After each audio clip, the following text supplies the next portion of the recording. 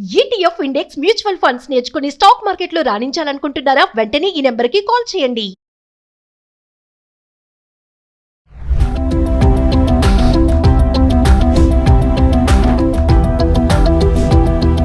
నమస్తే, welcome back to Suman TV. ప్రస్తుతం మనతో పాటు ఉన్నారు అనలిస్ట్ మందర కృష్ణారెడ్డి గారు.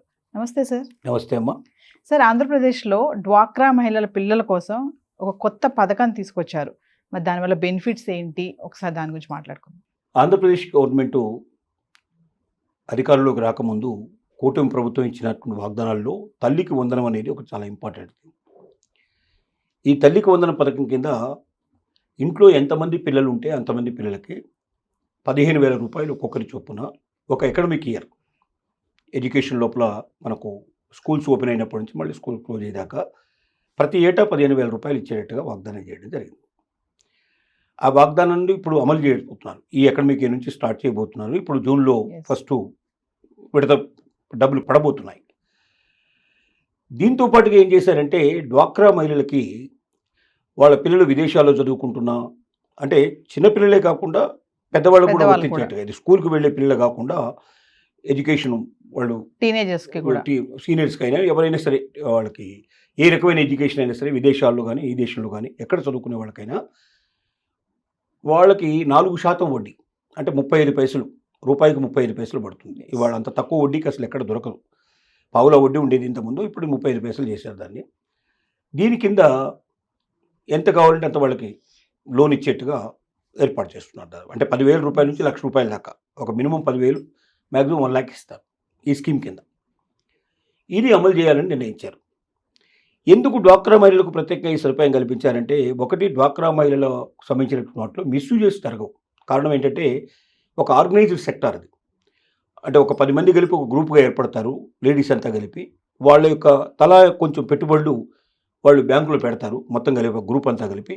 వీళ్ళు ఎంతైతే పెట్టుబడి పెడతారో దానికి 1 time 2 times 3 times 4 times వాళ్ళు చేసే వ్యాపారాన్ని బట్టి దృష్టిలో పెట్టుకొని బ్యాంకులు వడ్డీలు వాళ్ళకి డబ్బు వాళ్ళకి లోన్ ఇస్తుంది. లోన్ కూడా చాలా తక్కువ, వాళ్ళకి పావుల వడ్డీ అట్లా ఉండేటట్టుగా చాలా తక్కువ వడ్డీకి వస్తాయి, డబ్బులు వస్తాయి వాళ్ళకి.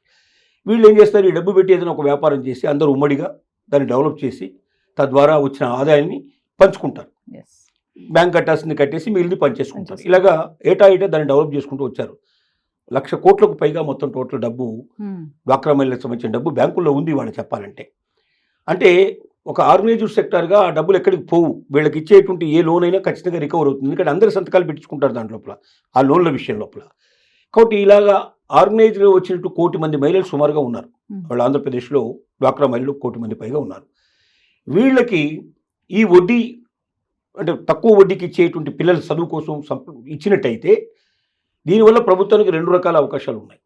ఒకటి, డ్వాక్రా మహిళలకి 35 పైసలకే, అంటే 4% వడ్డీకే వాళ్ళకు డబ్బులు ఇవ్వడం వల్ల ఒక రకంగా ప్రభుత్వం వాళ్ళని ప్రోత్సహించినట్టు అవుతుంది. రెండోది ఏంటంటే, మరి ఈ 1 కోటి మంది మహిళల్లో చాలామంది తల్లికి వందనం పథకానికి ఎలిజిబిలిటీ కలిగి ఉంటారు. తల్లికి వందనానికి ఎలిజిబిలిటీ కలిగి ఉండే వాళ్ళకి ఏం జరిగింది, ఇక్కడ ఈ 1 కోటి మంది అప్లై చేసుకున్నారు అనుకోండి, ఇంట్లో ఉన్న పిల్లలకైతే కొంతమంది అయితే దాంట్లో, అంటే హైయర్ ఎడ్యుకేషన్ విదేశాలు చదివే వాళ్ళు కాకపోయినా స్కూల్కి వెళ్ళే పిల్లలందరికీ వర్తిస్తుంది. కాబట్టి చాలామంది పిల్లలు దీంట్లో వచ్చే అవకాశం ఉంది. 1 కోటి మందిలో 1 కోటి ఇంటూ 2 వేసుకున్నా కూడా 2 కోట్ల మంది సుమారుగా పిల్లలు, 1 కోటి మంది నుంచి 2 కోట్ల మంది పిల్లలు దీంట్లోకి వచ్చే అవకాశాలు ఉన్నాయి. ఈ 2 కోట్ల మందికి మరి ఉచితంగా ఇవ్వాలి కదా, 15,000 రూపాయల చొప్పున ఇవ్వాలి కదా. కానీ వీళ్ళ స్థితిగతి కొంచెం బాగుంది, వీళ్ళు తిరిగి కట్టుకోగలిగే కెపాసిటీ ఉంది వీళ్ళకి, వీళ్ళు అప్పనంగా వచ్చేదాని గురించి ఎక్కువ ఆశించారు. కాబట్టి డ్వాక్రా మహిళల్ని ఒక స్వశక్తి మీద ఆధారపడేటట్టుగా తయారు చేయాలని ఒక ఆలోచన ఉండొచ్చు ప్రభుత్వానికి. తర్వాత వీళ్ళు ఒకవేళ లోన్ తీసుకున్నట్టయితే, అంటే 35 పైసలకి వచ్చే లోన్ కాబట్టి మ్యాక్సిమం తీసుకునే అవకాశాలు ఉన్నాయి. కాబట్టి వీళ్ళు తగ్గిపోతే ఇతరులకు అవకాశాలు ఎక్కువ మెరుగుపరిచే పాసిబిలిటీస్ ఏర్పడతాయి. అంటే ప్రభుత్వం దగ్గర కూడా బాగా అంత ముందున్న ప్రభుత్వం ఎక్కువ అప్పులు చేసి వెళ్ళింది కాబట్టి మ్యాక్సిమంగా ఇప్పుడు అప్పులకు వడ్డీలు కట్టడానికే సరిపోతుంది.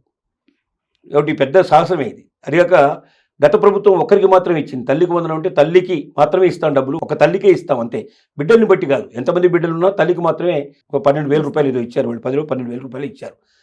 ఇప్పుడు కొత్త వాగ్దానం ప్రకారంగా ఇంట్లో ఎంతమంది పిల్లలు ఉంటే అంతమందికి అనేసరికల్లా ఒక ఇంట్లో 3 ఉండొచ్చు, ఒక ఇంట్లో 4 ఉండొచ్చు. ఇంకోటి, ఇప్పుడు 3 అనేది కూడా తీసేశారు.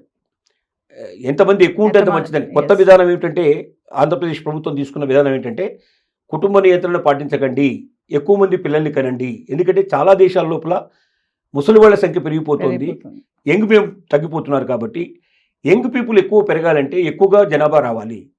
ఇంత ముందులాగా ఆపరేషన్ చేసుకున్న వాళ్ళకి, ఫ్యామిలీ ప్లానింగ్ ఆపరేషన్ ఫాలో అయ్యే వాళ్ళకి గవర్నమెంట్ డబ్బులు ఇచ్చేటువంటి పద్ధతిని మొత్తం తీసేసింది. ఆ సిస్టమ్ తీసేసి ఎక్కువ కన్న వాళ్ళకి బహుమతులు ఇచ్చేటువంటి పరిస్థితి వాళ్ళ దాదాపు వచ్చేసింది. అలా ఎంకరేజ్మెంట్ చాలా జరుగుతుంది.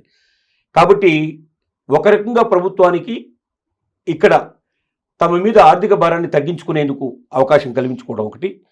రెండోది, స్వశక్తి మీద ఉండేటువంటి ఆధారపడేటువంటి డ్వాక్రా మహిళలు మేము ప్రభుత్వం నుంచి ఏదో అపరంగా తీసుకున్నాం అనే భావన కాకుండా మా పిల్లలకు చదువుల కోసం మేము వడ్డీకే తీసుకుని కట్టుకున్నాం, తక్కువ వడ్డీకి మాకు వచ్చింది కాబట్టి మేము పని చేయగలమనేటువంటి పరిస్థితిలో ఉండడానికి వీలుగా ఈ రెండు అంశాలు నెరవేర్చేటట్టుగా ప్రభుత్వం దీన్ని ప్రవేశపెట్టి ఈ పథకానికంటే ముందే ఈ పథకం ఇచ్చేశారు. ఓకే, అంటే ఈ పథకం అమలు చేయకుండా ముందే ఇచ్చారు కాబట్టి ఎలిజిబిలిటీ ఉండే వాళ్ళందరూ దరఖాస్తు చేసుకుంటారు. కాబట్టి వాళ్ళందరికీ డిస్బర్స్మెంట్ అయిన తర్వాత ఈ పథకం అమలు చేసినట్టయితే కొంత భారము తగ్గుతుంది. దానివల్ల మహిళల్లో స్వశక్తి మీద నిలబడ్డామని ఒక నమ్మకాన్ని కూడా పెంచినట్టు అవుతుంది అనేది ఉద్దేశమైన విషయం. అంటే సార్ ఈ పథకంలో గవర్నమెంట్ ప్రైవేట్ స్కూల్స్లో కూడా చదివించుకోవచ్చా పిల్లల్ని? ప్రభుత్వ ప్రైవేట్ స్కూల్ అన్నిటికీ ఇచ్చారు, Okay. అన్నిటికీ ఇచ్చారు. కాలేజీలకు కూడా ఇచ్చారు, విదేశీ విద్యకు కూడా ఇచ్చారు, అన్నిటికీ ఇచ్చారు. Yes. దీంట్లో రిస్ట్రిక్షన్స్ ఏమీ లేవు. ఓకే, అంటే స్కూల్కి గోయింగ్ పిల్లలకి మాత్రమే అనేది రిస్ట్రిక్షన్ లేదు. తర్వాత ప్రభుత్వమా లేదా ప్రైవేట్ అనేది రిస్ట్రిక్షన్ లేదు. మన దేశమా ఇతర దేశం అనేది రిస్ట్రిక్షన్ లేదు. అన్నిటికీ అందరికీ వర్తించేట్టుగా చేశారు. Yes, thank you sir.